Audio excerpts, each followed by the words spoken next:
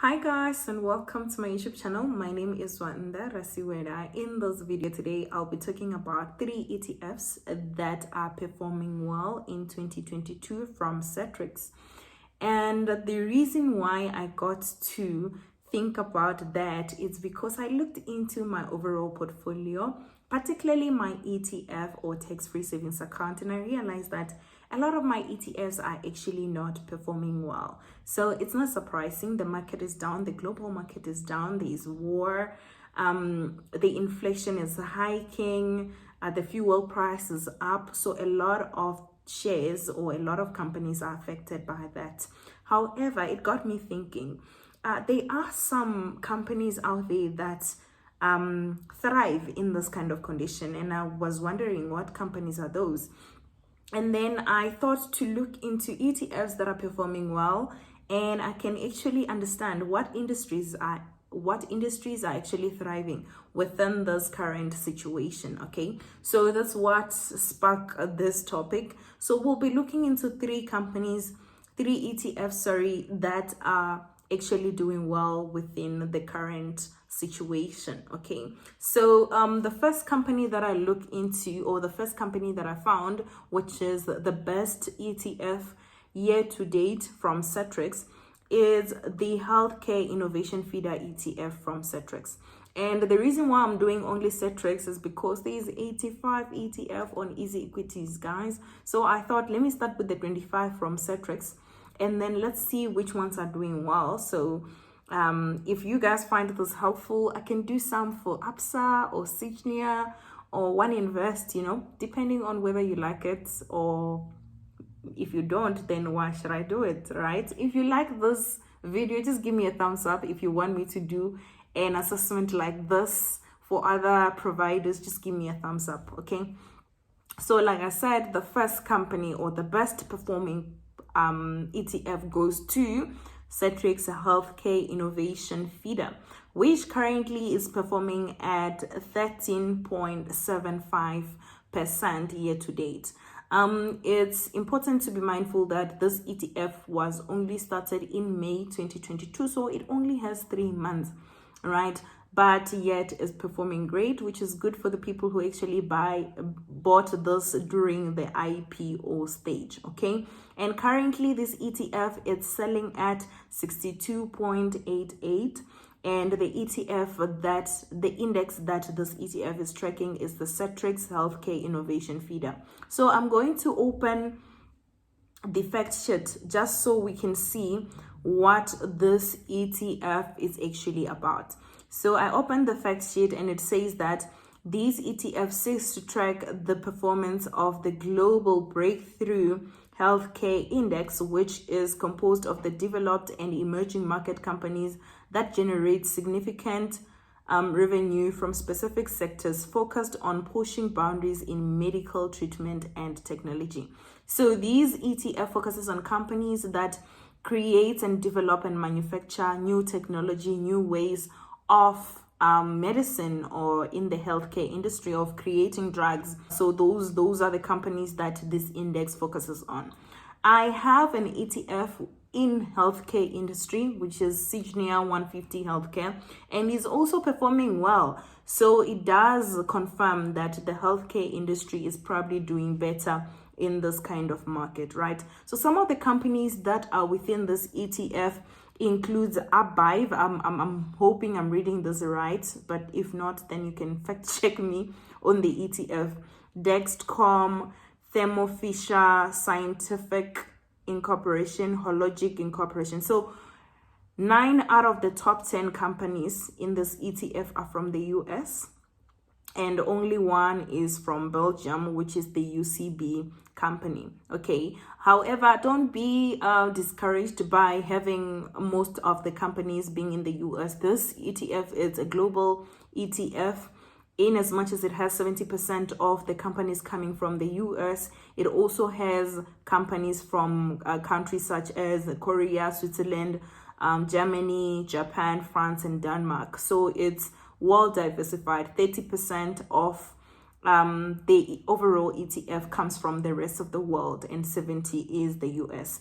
And it focuses on technology, on healthcare, on different variety of healthcare industries, such as your biotechnology, life science tools and services, equipment, pharmaceutical, healthcare services, healthcare technology, supplies, data processing. So it's a very broad ETF. I like this ETF, and I'm glad that I already have it through Signia. The index itself, however, it was not performing well last year. It was at minus 15%, 15.6% last year, which is such a quick or good recovery for it to be sitting at about 13.75 now, right? So it's great for everyone who's actually investing in the healthcare industry right now, or every ETF that is tracking this breakthrough index. Okay, so the second ETF is Cetrix MSCI India, right? So I found this one very interesting because I never really kind of thought I want to have an exposure to a particular country. For me, it has always been I want an exposure to foreign ETFs or to foreign companies, and that meant anything from Australia, UK, US. I never really focused on a specific country, and this MSCI India focuses on Indian companies. If I'm not mistaken, this index tracks 109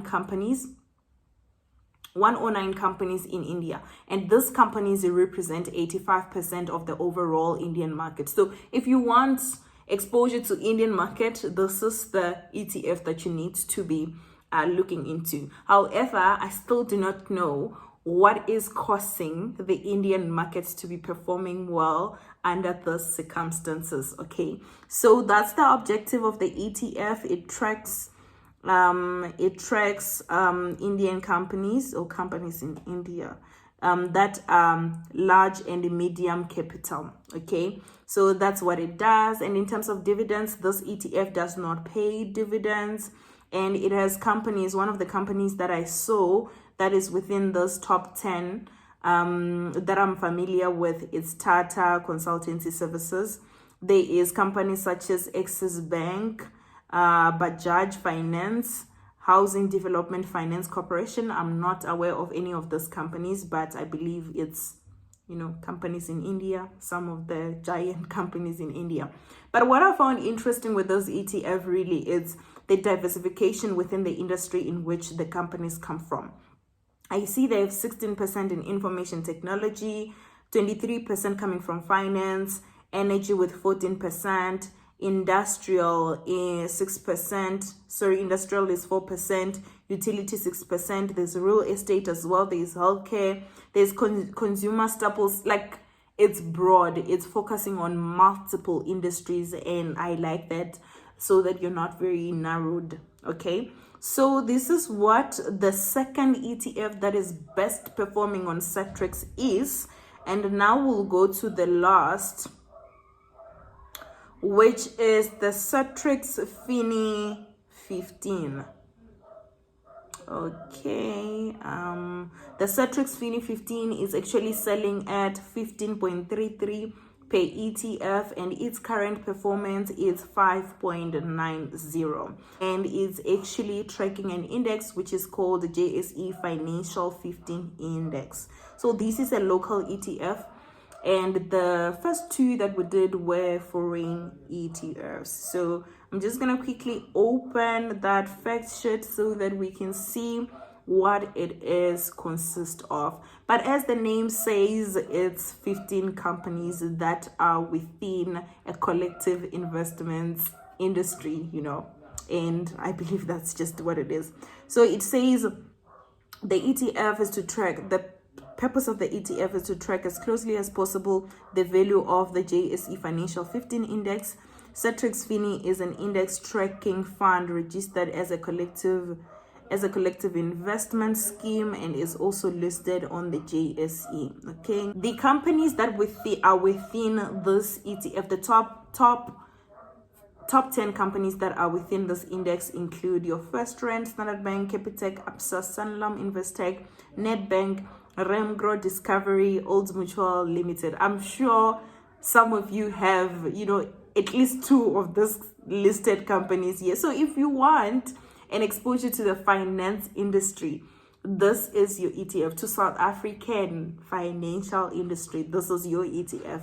And I was reading that the financial sector, or the banking sector, and the insurance sector, they actually benefit when the inflation goes high. So it really is not surprising to see it as the third performing company or ETF from Cetrix. Okay, and the beauty about this one is that it distributes dividends quarterly, which is nice. And it focuses on financial services, real estate investment services, banks, life insurance, real estate investment trust, which is REIT, and cash, right? So it is also broad within the financial space, not only focusing on banks.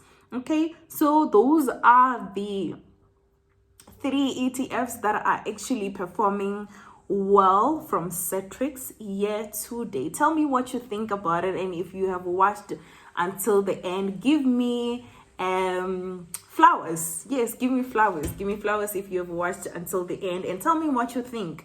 Do you think that we can use this ETF to hedge our overall portfolio, so that when something goes bad, we know that at least maybe the healthcare industry, the financial industry, and something in India can hold our portfolio together? Is that your thinking as well? What is your take after watching this video? So let's engage on the comment section. Don't forget to give me the flowers if you have watched until the end, and also, have you subscribed? Goodbye.